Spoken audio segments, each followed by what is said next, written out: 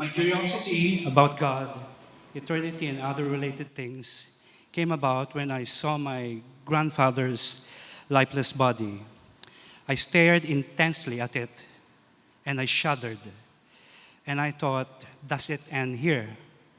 From this experience, I began my search to make sense of why do we even bother to exist and to find answers to the question, is there really a God?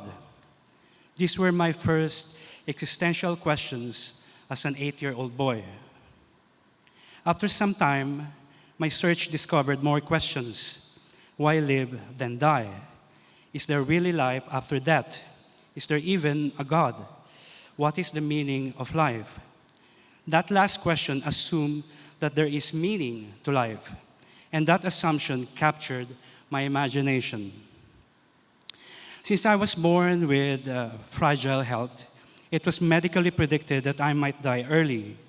The thought of dying early made my search even more desperate.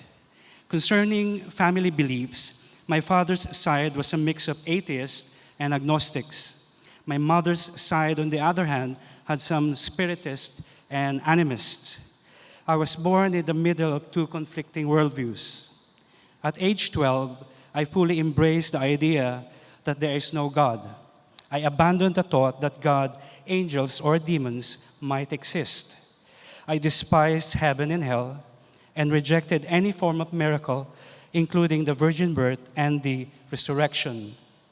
I even ripped a Bible to pieces, two, by the way, just to remind myself that I would not dare believe in it.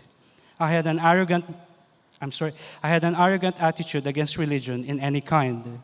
Looking back, I tried to figure out what caused my hostility against God. Perhaps I had wrong expectations of God. At age 15, my desperation to grasp the meaning of life was at its worst. I was lost more than ever. The idea of death had overtaken me so much that I intentionally kept myself awake for fear of not waking up. I thought that if you're afraid of death, you should be afraid of sleep. I would sit, my back against the wall, and wait for the morning. I only experience sleep whenever I get weary of preventing it. I don't mind dying if I knew why I existed in the first place.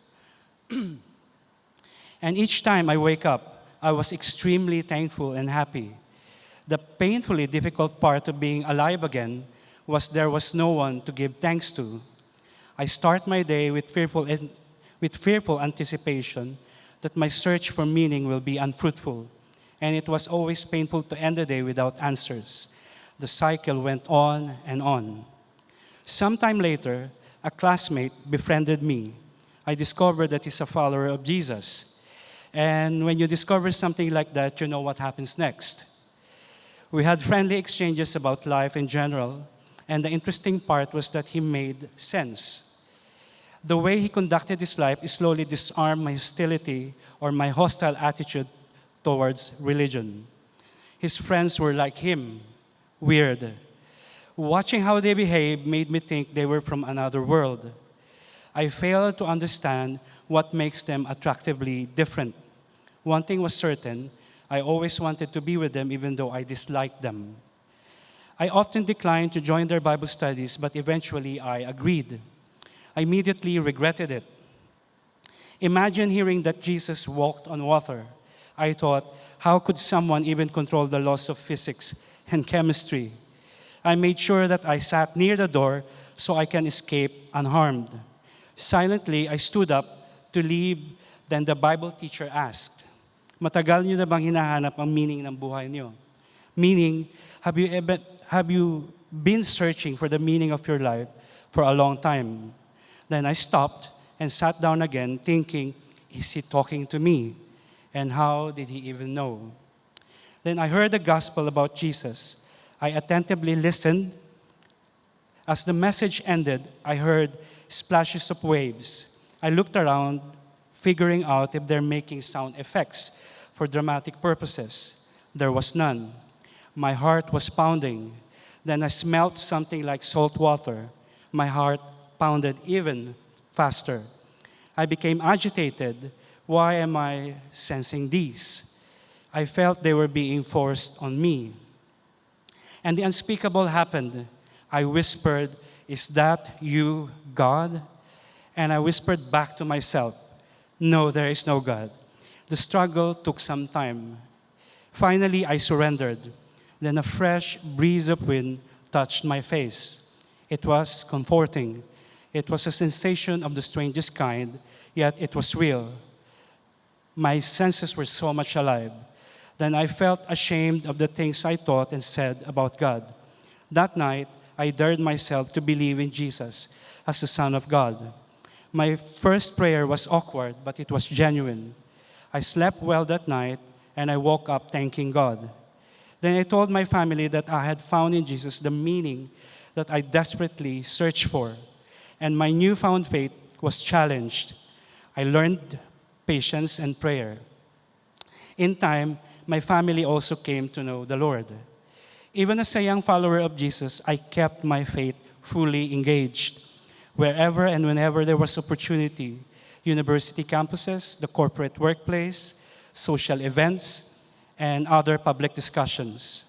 I enjoyed creating opportunities, starting conversations, and asking people questions about their beliefs until they asked me one. When I look back, I am tempted to think that I have come a long way.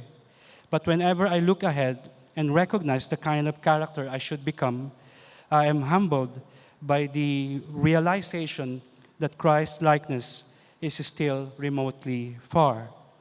I am still growing in the knowledge of God, both in character and practice. Presently, I serve God by leading discipleship groups in CCF. I also serve in NextGen as a speaker and as a small group teacher. In my 30-plus years of engaging children, I have had priceless opportunities to share Christ and make Christianity understandable to them. I also speak at events where we help believers engage the intellectual and cultural challenges to the Christian faith. I also serve via online as a volunteer teacher for GLC. I am deeply grateful to my lovely and incredibly supportive wife, Sasa, who is also my faithful ministry partner in serving various D groups and CCF ministries, such as NextGen. We need more volunteers, by the way. We have been serving God together for 15 years. God is real and active in making himself known to people. Indeed, when one meets the risen Jesus, he changes everything. I am Mel Viloria. To God be the utmost honor and glory.